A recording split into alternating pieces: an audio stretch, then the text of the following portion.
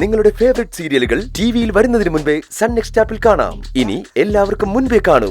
ഇപ്പോൾ തന്നെ sun next app download ചെയ്ത് സബ്സ്ക്രൈബ് ചെയ്യൂ.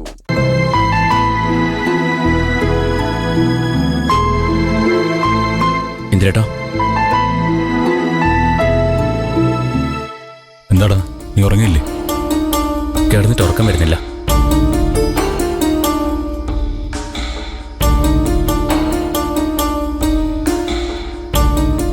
ഈ കുടുംബത്തിലുണ്ടായിരുന്ന ഒരാൾ നാളെ മുതൽ നമുക്ക് അന്യായമാണല്ലേ?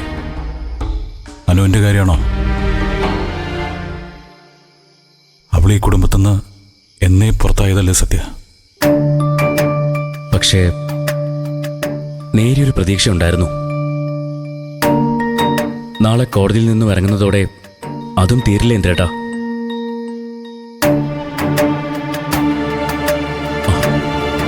ഇന്ദ്രേട്ടനും ഏടത്തിക്കും എന്ത് വേണമെങ്കിലും തീരുമാനിക്കാം. അതിനുള്ള സമയം ഇനിയും ഉണ്ട്. നാളെ കോടതിയിൽ വെച്ച് അനുവിനെ കാണുമ്പോഴുള്ള സമയമല്ലേ സത്യ?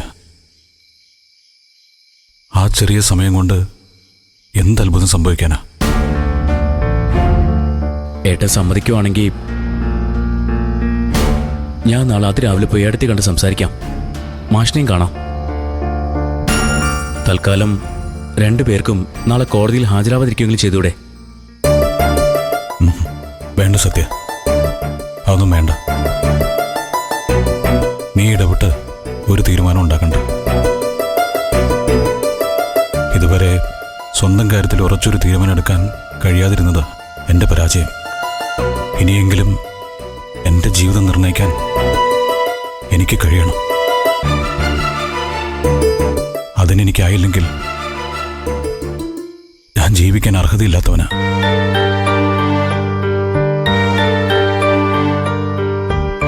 നാളത്തെ ഒരു ദിവസം എനിക്ക് 2 തീരുമാനങ്ങൾ എടുക്കാൻ കഴിയും. ഒന്ന്, അനുവായിട്ട് പിരിയുന്ന ഉത്തരവിൽ ഒപ്പുവെച്ച് അമ്മയുടെ മകനായിട്ട് ജീവിച്ച് മരിക്കുക. 2, അമ്മയ്ക്ക് വേണ്ടിയുള്ള ജീവിതം മതിയാക്കി ഞാൻ എനിക്ക് വേണ്ടി മാത്രം ജീവിക്കുക. രണ്ടിലൊരു തീരുമാനം നാളെ ഞാൻ എടുത്തിരിക്കും സത്യ.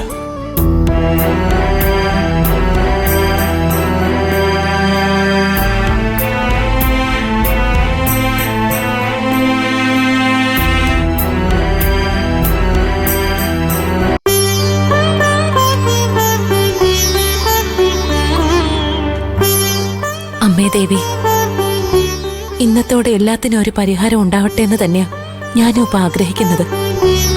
ഇനിയും മനസ്സ് നൊന്തും മാനം കെട്ടും മുന്നോട്ട് പോകാൻ വയ്യ. രണ്ടാളും 2 വഴിക്ക് പിരിഞ്ഞു പോകുന്നത് തന്നെയാ നല്ലത്. എനിക്ക് ജീവിക്കാൻ എന്റെ മകൻ മതി.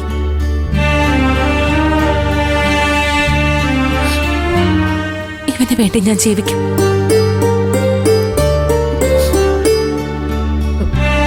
മോളെ, മതി മോളെ. ദൈവത്തിനെല്ലാം അറിയാലോ. ഇവിടെ നിന്ന് ഇങ്ങനെ കരയുന്നത് ആരെങ്കിലും കണ്ടാ എന്ത് വിചാരിക്കും? അങ്ങനെ ബന്ധം ഒഴിയാൻ പോകുന്ന കാര്യം ഓർത്ത് കരഞ്ഞതൊന്നും അല്ല ചേച്ചി. ഈ നാടും ഇവിടുത്തെ വീടൊക്കെ വിട്ടുപോകുന്നില്ലെന്ന് ഓർത്തപ്പോ അറിയാതെ കണ്ണു നിറഞ്ഞു പോയതാ.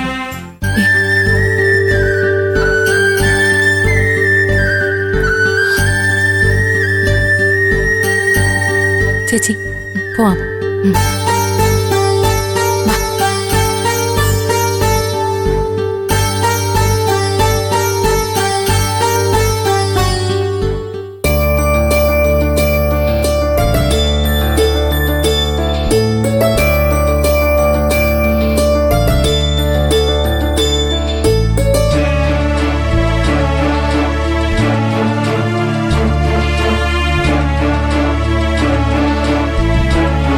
ഇന്ദ്രേട്ടനെ കൊണ്ട് ഒരു വാടക വീട് എടുപ്പിച്ച് ഇപ്പൊ താമസിക്കുന്ന വീട്ടിലേക്ക് ഞങ്ങൾ മാറുമ്പോ ഞങ്ങൾക്ക് 2 പേർക്കും വലിയ പ്രതീക്ഷയായിരുന്നു. പക്ഷേ അവിടെയും ഞങ്ങളെ ഒരുമിച്ച് ജീവിക്കാൻ ആ സ്ത്രീ അനുവദിച്ചില്ല. ഞാൻ തോറ്റുപോവാതിരിക്കാൻ എനിക്ക് വേണ്ടി അച്ഛനാ വീട് സ്വന്തമായി വാങ്ങിച്ചപ്പോ ഞാൻ വിചാരിച്ചത് ഇന്ദ്രേട്ടനുമായി അകന്നു പോവാതിരിക്കാൻ ദൈവമായിട്ട് അച്ഛനെ കൊണ്ട് അങ്ങനെ ചെയ്യിച്ചതായിരിക്കുമെന്ന്. അതെ, അച്ഛന്റെ മനസ്സിൽ അത് തന്നെയായിരുന്നു. ഇന്ദ്രൻ അവന്റെ അമ്മയെ ഉപേക്ഷിച്ച് നിന്റെയും മോന്റെയും കൂടെ ജീവിക്കാൻ വേണ്ടി തിരിച്ചു വരുന്നുള്ളൊരു പ്രതീക്ഷ. ഇന്ദ്രേട്ടന്റെ മനസ്സെപ്പോഴും ഞങ്ങളുടെ കൂടെ തന്നെയാ ചേച്ചി, അതിലെനിക്ക് സംശയമൊന്നുമില്ല. പക്ഷേ വേണ്ട, ഇനി അങ്ങനെ മുന്നോട്ട് പോയിട്ട് കാര്യമൊന്നുമില്ല. ഓ, ആ തള്ളെ ഒന്ന് ചത്ത് കിട്ടിയാ മതിയായിരുന്നു. എത്ര പാവങ്ങളാ ലോറി ഇടിച്ച് ചാവുന്നേ.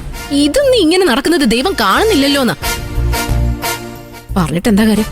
വാ നമുക്ക് പോ.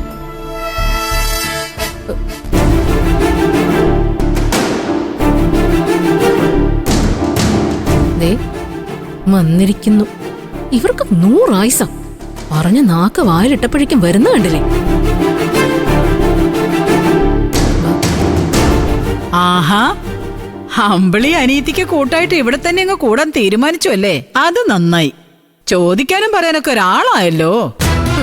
അനന്തമാഷിന്റെ മക്കൾക്ക് ചോദിക്കാനും പറയാനും ആരുമില്ലെന്ന് കരുതിയിട്ടാകും സ്വന്തം മകനെ ജാരവേഷം കെട്ടിച്ച് അങ്ങോട്ടേക്ക് അയച്ചത് അല്ലേ?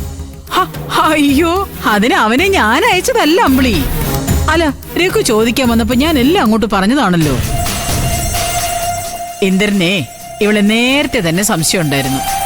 അവൻ അവിടെ കയറി ഒളിച്ചതേ ശരിയായ കള്ളനെ പിടിക്കാനായിരുന്നു. എന്നിട്ട് അമ്മയും മോനും കൂടി കള്ളനെ കൈയോടെ പിടിച്ചോ?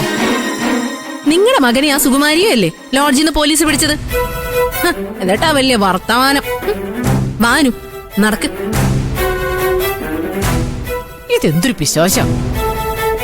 ആ അതെ, അപ്പൊ രഘു എല്ലാം പറഞ്ഞല്ലേ?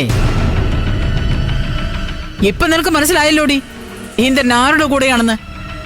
ദേ, ഇന്നത്തോടെ അവസാനിപ്പിച്ചോണല്ല. നാളെ ഞാൻ അവന്റെ കല്യാണം ഉറപ്പിക്കും, സച്ചി സാറിന്റെ മകളുമായിട്ട്. അത് ഞാൻ അനന്തമാഷിനോട് പറഞ്ഞിട്ടുണ്ട്. അയാൾക്കത് സമ്മതമാണ്.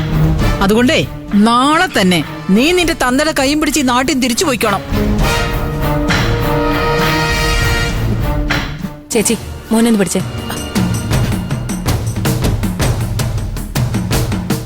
തള്ളയുടെ മകന്റെ കാര്യം മാത്രം നോക്കിയാ മതി.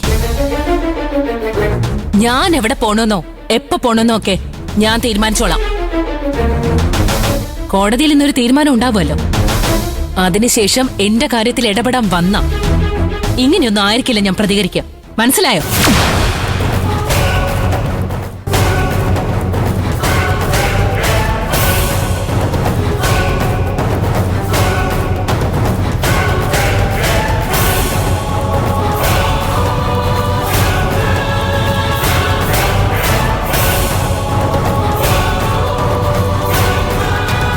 വാ ചേച്ചി.